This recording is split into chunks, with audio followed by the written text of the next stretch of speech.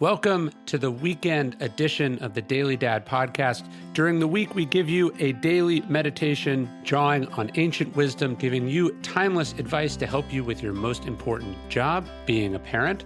And then on the weekends, I have sort of a wrap-up conversation with my friend, fellow dad, and writing partner, Nils Parker. We just explore what's going on in our lives, what we're struggling with as parents, what we're doing well, what we want to do better, and what we've learned along the way, and what we've learned in the last week. And here we go. So did I tell you my COVID scare story? No, I only saw the video. We've been really good during COVID. Like not good because we're crazy about it, but because we have unlimited flexibility compared to most people. Like I can do my work from anywhere. My office is like my own space that no one can come into.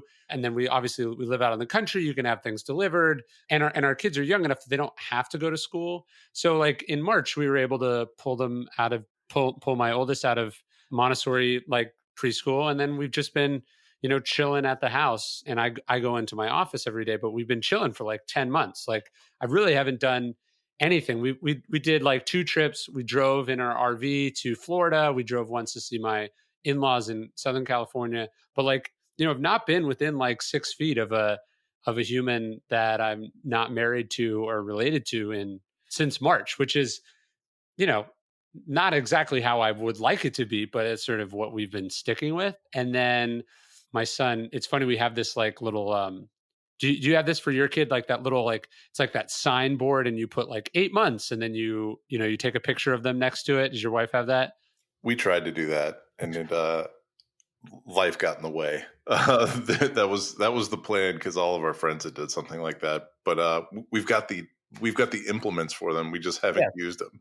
Well, so ours is frozen at 8 months because that's how old he was in March, and so now he spent more than half of his life in quarantine. But anyways, so we sort of put off like the 18-month checkup because things were bad in Texas for a while, and he was healthy, and we're like, okay, look, finally got to go. You got to get like the scheduled vaccinations and check out all this stuff. He's gone to he had to go to urgent care one time when we were in Florida. He got like an infection or something. But anyways, we ended up going to the doctor. I stayed in the car to do the load out. Anyways, my wife took him in, and it's a little weird because you're uncomfortable with it because it's so unfamiliar. And then we got out. We thought it was all great. Everything was safe. And then like 3 days later, like the whole family wakes up sick. And you're just like, oh my God, is this seriously what happened? Like 8 months, 10 months of this. And then like the one encounter you do, you get it. And so then there was a day of waiting, and there was one of the nice parts about how hard we've quarantined is like, other than like cedar fever, which you get in Texas, there hasn't even been like I feel weird. Could this be COVID? Because we haven't had any exposure at all. But so that was a fun way to spend Christmas week, to say the least.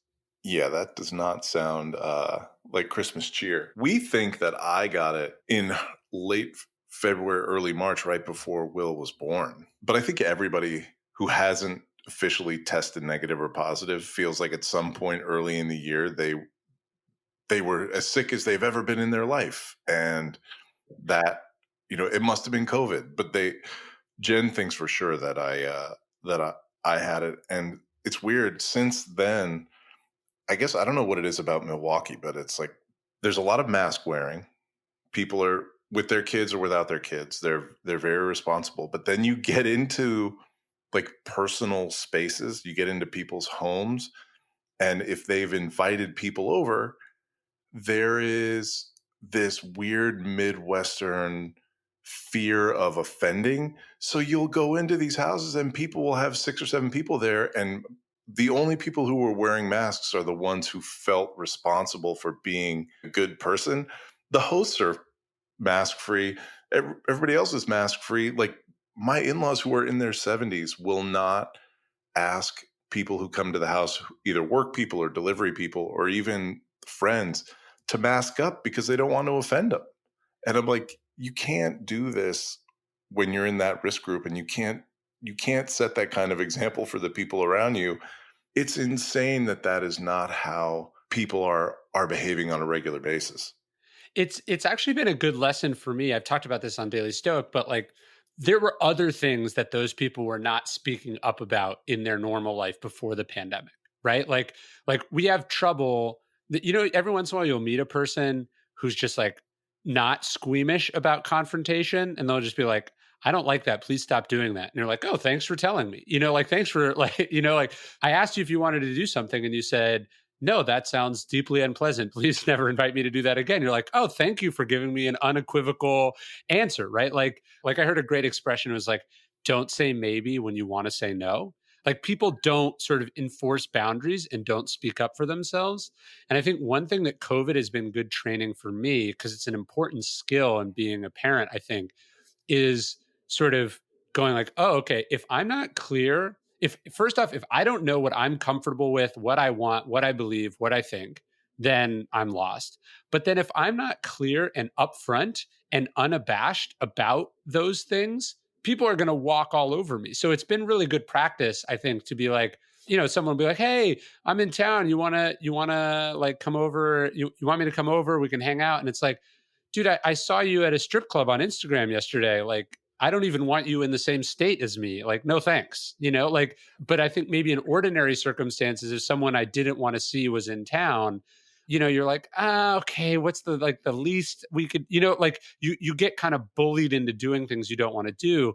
COVID raising the stakes and then forcing you to practice it, not like for a couple weeks in unusual circumstances, but over the last 10 months has I think made me better at speaking up and speaking clearly about what I want and don't want. Yeah, it's interesting. I think for me, it's been as much about boundaries, recognizing and enforcing boundaries, as it has been about recognizing and articulating preferences. I think Sure. I think a lot of people struggle with that. I've seen it with my nieces who are raised in Richmond, Virginia, and were raised to be very polite and very solicitous.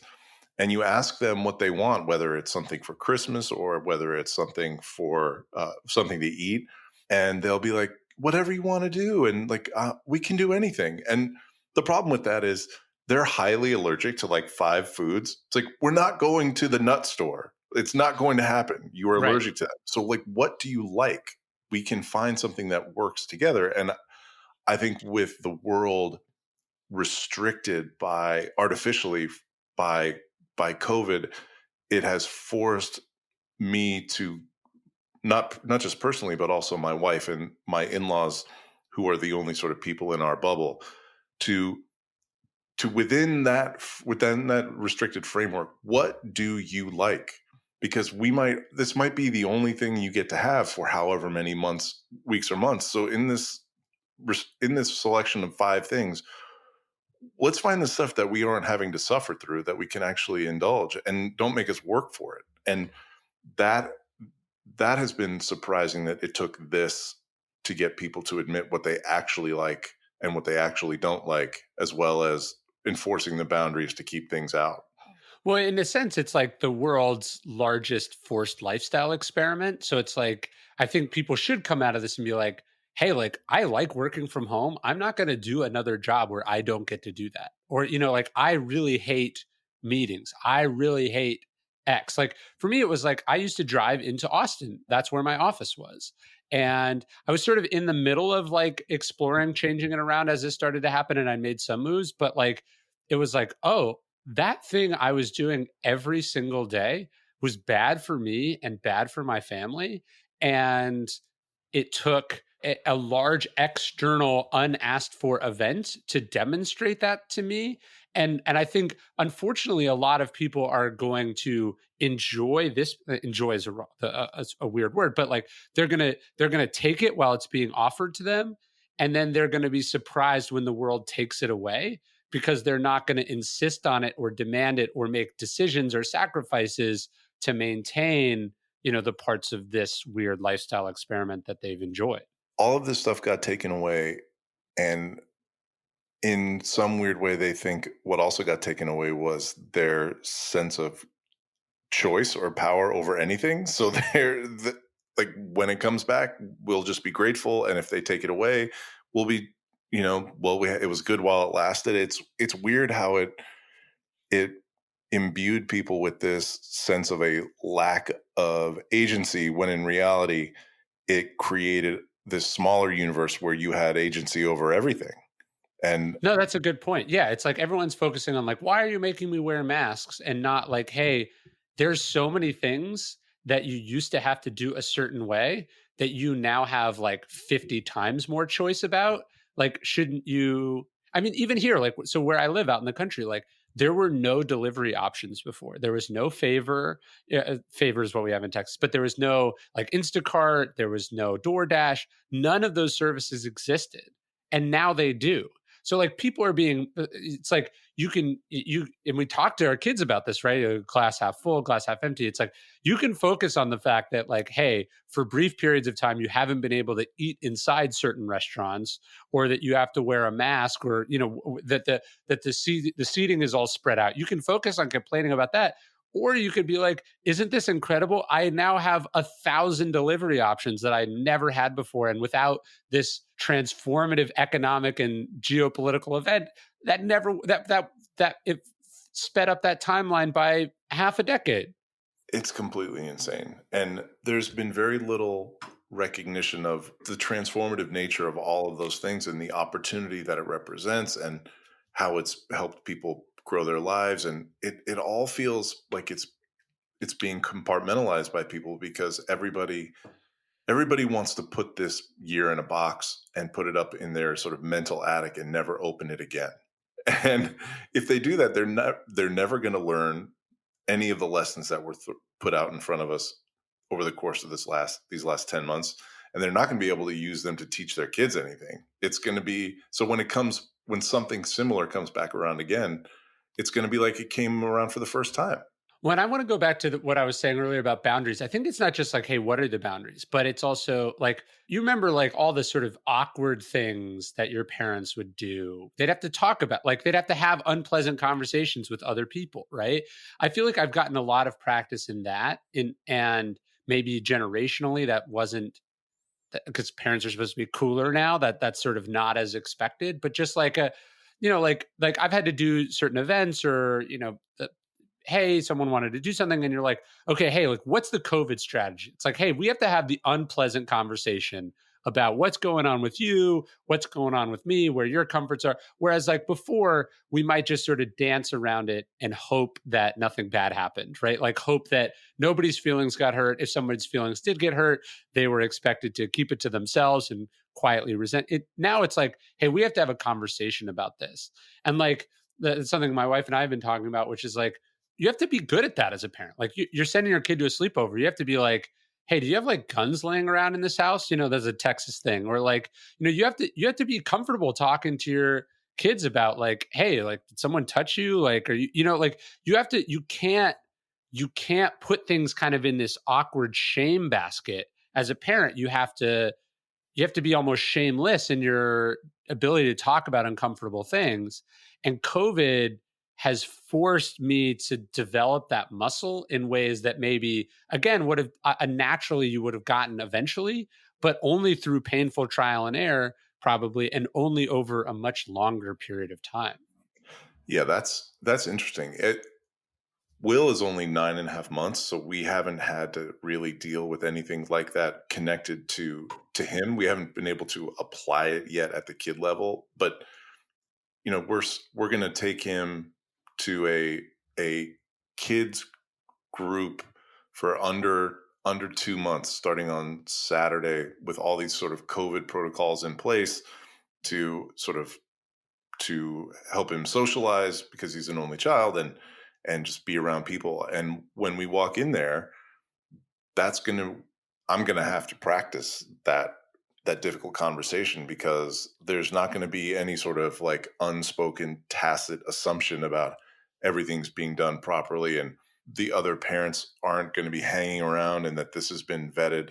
Like this isn't going to be something where everybody assumes that everybody has their best interests at heart. And it is a skill that it seems like I have not had to confront as much as you have in the last 9 months, but it's definitely popped up, and it's one that you've got to take the opportunity to really flex that muscle So when it's time, like on sleepovers when they're older, that it really it's not hard, and you can handle the back and forth or the silence or what have you, because the conversations they're not just one type of conversation. You got to talk to Right. the parent, you got to talk to the kid, and it's not just guns. It's like, are you going to feed these kids a bunch of crap for 2 days? Like, Right. what are you going to stick them in front of screens as their digital babysitter so they turn into zombies at 6 years old? Like, what's that environment going to look like? And it's going to feel like it's a judgment coming from you to a parent, but it's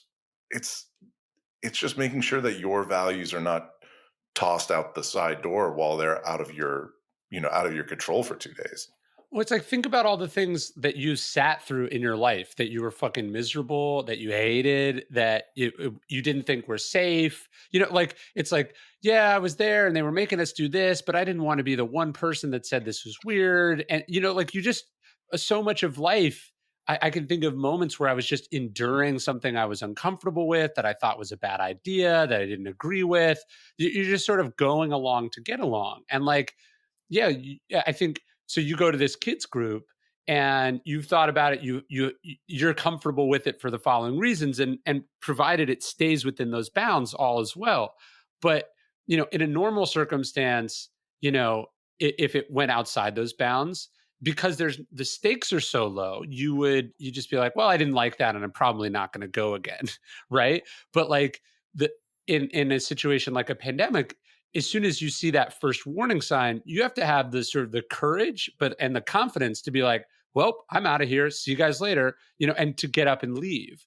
Whereas, and I think this is, it's funny because moms sort of have this energy, but then a lot of women really struggle with like, well, I could see where this was going, right? It's like they're alone in a room with their boss. It's like I could see where it was going, and I could see we had different understandings of what this meant, but I didn't want to hurt anyone's feelings by getting up and leaving, right? Or like by saying like, "Hey, I'm not interested in X, Y, or Z." COVID, I think, has been a great chance to be like, yeah, I'm not going to just sit here and endure something that's not safe, because I would never forgive myself if we had gone to that doctor's appointment and someone wasn't wearing a mask. We'd been there for 8 seconds before we turned around and left. But you definitely see there are people who just sort of put up with stuff, and then they wonder why they get stuck with the consequences of, that not. And I'm not saying women are responsible for not speaking up for themselves. I'm just saying people don't practice that muscle, and then then things don't go the way they want them to go. Yeah, and in not practicing that, flexing that muscle, what ends up happening, it feels like, is that they get increasingly comfortable with gradually increasing amounts of risk. It's like, what's going to happen? Like, it's not that bad, nothing's probably going to happen, and then so nothing does happen, and so then a little bit more risk feels a little bit more palatable. And I think what COVID has really done is that from day one, the risk was, if it's bad, it's deadly. Like, there's no like, oh, I might get the sniffles, or if you analogize this to other things, it's like, oh, I might have an uncomfortable conversation, or oh, we might, it might make somebody feel bad about themselves. Like, there was sort of from the beginning with COVID, a binary risk. Like, you're either going to be okay or you're going to be dead. And we start that way, and it forces you to really calibrate how tolerant you are of things that you don't want to do, because you're starting out at such a stark place. Yeah, did you see that meme that was like, it was like, one thing I've learned in 2020 is that people have very different definitions when they say we've been so safe. Yeah. Oh my God. I love it. I love it because it's like one of the things, and I think this is the other place I wanted to go in today's conversation, is like, it's really helped me just realize, I don't want to say like made me cynical about everything, but it's like, okay, you read all these like things when you have young kids that are like, okay, like the leading cause of death in toddlers is X, right? It's like don't let them eat popcorn or grapes or any of these things, right? And it's like because X, Y, and Z, right? Like you're told of all of these like insane dangers and like the risks, and I talked to Emily Oster about this on the Daily Stoic podcast, but like you're like, okay, it's this like minefield out there, and that it's like parents are sort of defenseless and the numbers don't lie. Then you watch during the pandemic how some people behave, and you're like, oh, these people are included in the same numbers of all these other things I was really worried about. Like, actually, like, do, everything must be skewed by the fact that a certain percentage of people behave completely recklessly and then lie about their behavior. And so, like, when you hear it's like, oh, like so and so, it was a, this is a horrible example, but it's like, you hear every once in a while you read a news story about like a kid drowning in a pool, and you're like, that's why you have to have this like insane set of fences and all. You have a pool and you're like, this is a death trap. I have to be so scared of this all the time. Then you see how some people have behaved in during COVID, and you're like, these people have pools, and their decision, you're like, oh, these people must have been behaving very recklessly about this or that, and then pretending like it was just this random stroke of bad luck. You know what I mean? Oh, for sure. It's like that person who is a sort of mask denying, COVID denialist, reckless idiot is also the person with a pool who wants to blame the lack of fence when in reality their 18-month-old child was wandering around the pool while they were mainlining Coors Light and watching golf. Like, Yeah, right. that's Yeah, the problem. you hear about, you're like, it was a packed party of people, and somehow the kids still fell in and drowned. And then so then you have a pool party and you're like not enjoying yourself, and you're just like an anxious mess, right? And then you're like, no, this person was probably the same person that's like, COVID's not real, blah, blah, blah, blah, blah. Like, you're like, and look, there are obviously tragedies, so I don't mean to dismiss that. But what I'm saying is that like I saw another meme. I was like, I'll never watch another a zombie movie and believe it unless a percentage of the people are denying that the zombies are real and running out to hug them. Like you're like, I don't know how I can ever take statistics seriously again and not incorporate the significant percentage of people I saw behave in an insane way during the pandemic. Oh, it's like that George Carlin joke. If you think about how dumb the average person is, that means there's 50% of the people who are less intelligent than that. And it's weird how COVID, I don't know if it has changed the shape of the bell curve or if it's just clarified the boundaries of it, but it's very clear that the people on the far ends of the bell curve, when it comes to stuff like this, the consequences related to their insanity, whether it's genius or true stupidity, are so astronomically, exponentially greater that it's pressing down the potential for everybody in the middle of the bell curve, because they're putting everybody at risk no matter what it is.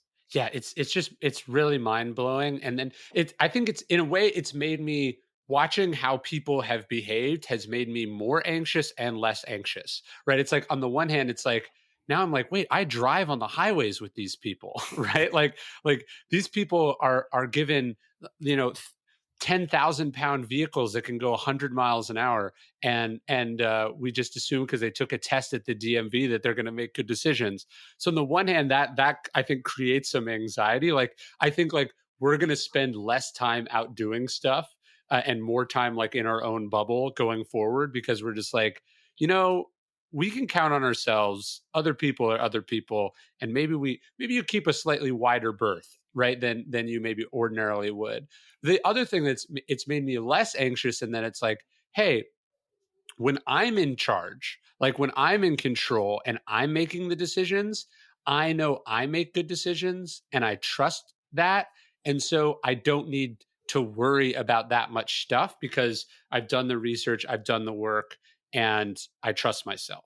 And if you've combined that with giving the ends of the bell curve enough of a wide berth, you've created a fairly impenetrable bubble for yourself.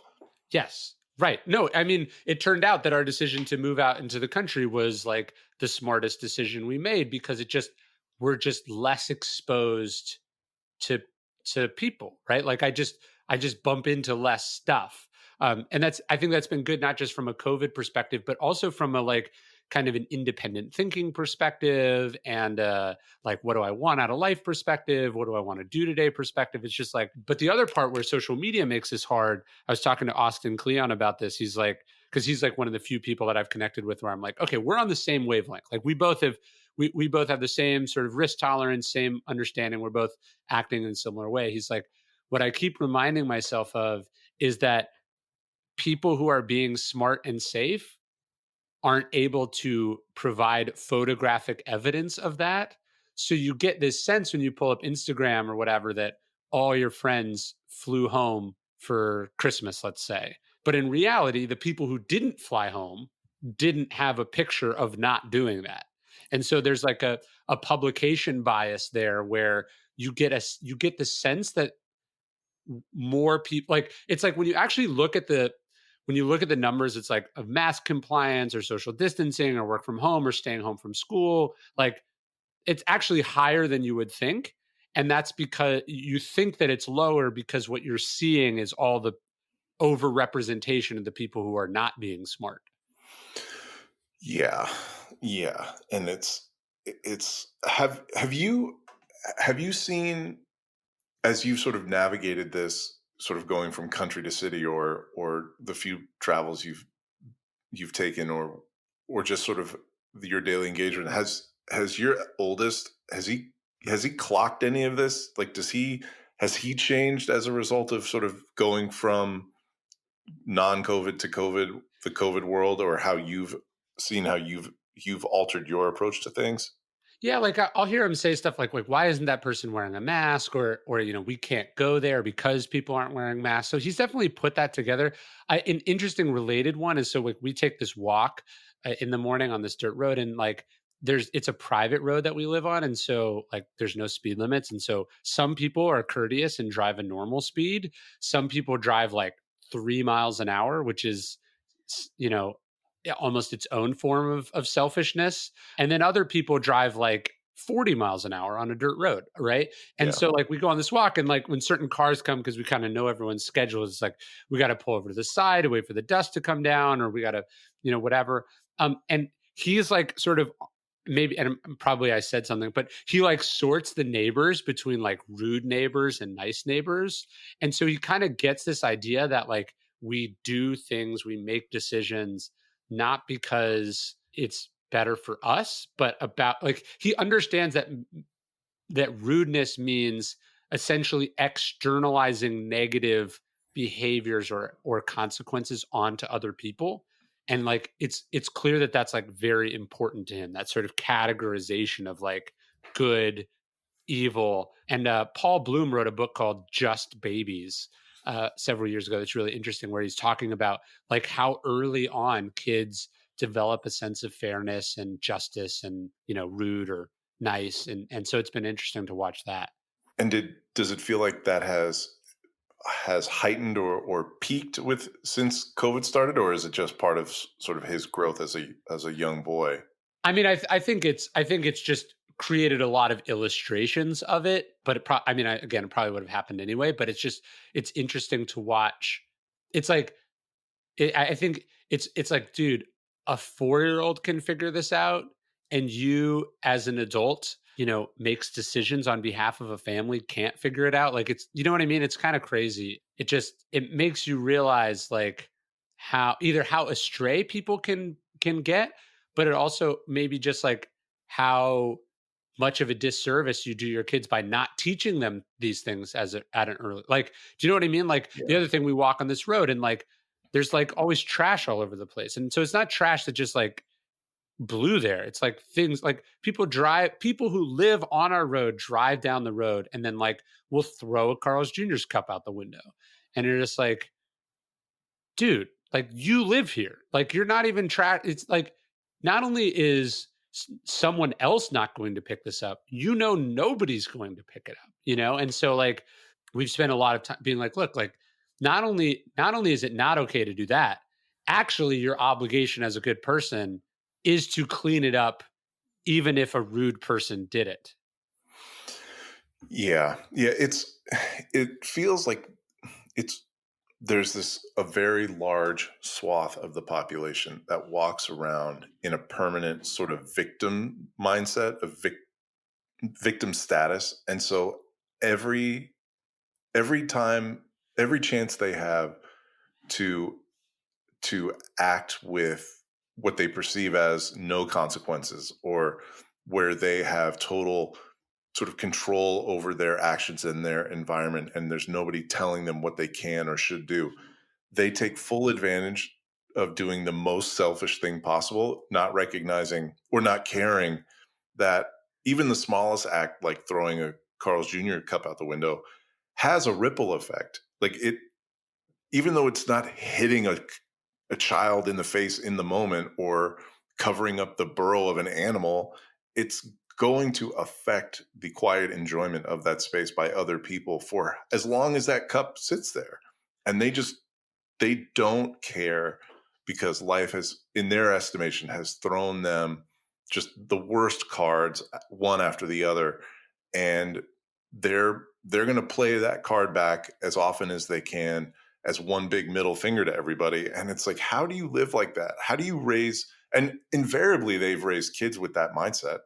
Of You know, course. No, assholishness tends to be a dominant trait that passes down generation to generation. well, to bring this full circle, so I did a video about I put it on Instagram and YouTube about the sort of the COVID scare and some of the sort of Stoic lessons from it. But it was so fascinating to watch the comments. People go, "You're young, you're healthy, kids don't get sick. What do you care?" You know, or like you'll get over it in a week. What do you care? Like that was sort of the thing over and over again. And it's like, I see the misunderstanding here. You have forgotten that other people exist. Do you know what I mean? Yep. Like your calculation is completely correct, except it's missing the fact that our actions have consequences for other people, right? Wearing this, and I sort of compare this to like wearing a seatbelt is a thing you do for you.